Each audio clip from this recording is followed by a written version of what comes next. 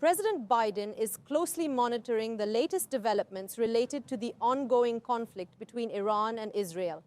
In addition, it has been acknowledged that Israel has the right to defend itself through these attacks. This stance has been further reinforced by statements made by the White House. The situation we find ourselves in is indeed perplexing. For the past year, we have been trapped in a repetitive cycle. Israel launches an attack, Iran retaliates, and then the ball is back in Israel's court. These inconceivable developments between the two nations continue to persist with periodicity. However, it is crucial to acknowledge the immense threat posed by this situation. We are constantly discussing the possibility of it escalating into a regional war, followed by an escalation into a global conflict.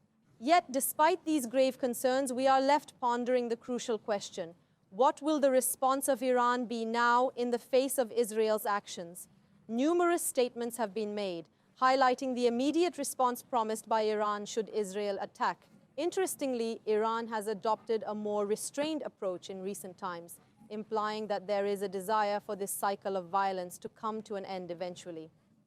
On the other hand, it is currently under attack and is in need of self-defense, which is the expectation worldwide.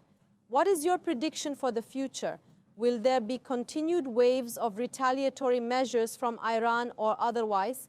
Could we be closer to a regional war than we have ever been before? We would appreciate your comments. Ms. Dilara, let's use a very simple method. Let's start from April 1st. Israel, the attack on the Iranian Consulate General in Damascus. Look, the process from April 1 to today, 4 or 5 important points: the assassination of Hengiz, the shooting of Hezbollah leaders, the shooting of Tehran. We have seen this. Each time Iran has tried to defuse the situation, to resolve the conflict. This is Iran's side. And what did Israel do, Ms. Dilara? Israel responded to Iran's appeasement efforts by raising its hand every time. Is there any lack of information, any misinformation here? There is not. Now in this picture, this is the picture Iran is facing. Whenever I cease my actions and withdraw, Israel consistently counterattacks with an even greater force.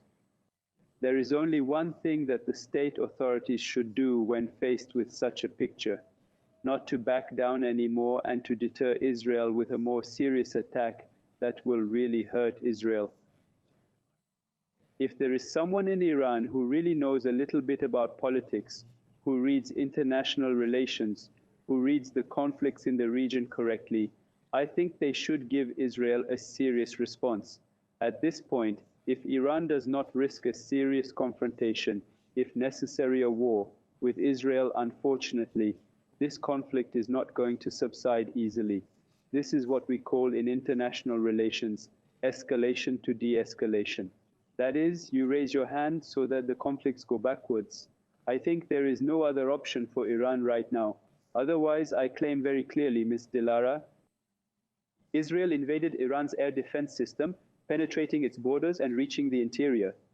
When it tested the weapons there, this and that, the defense system.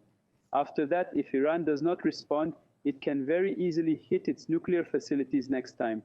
It can also carry out attacks that will take Iran backwards in other ways.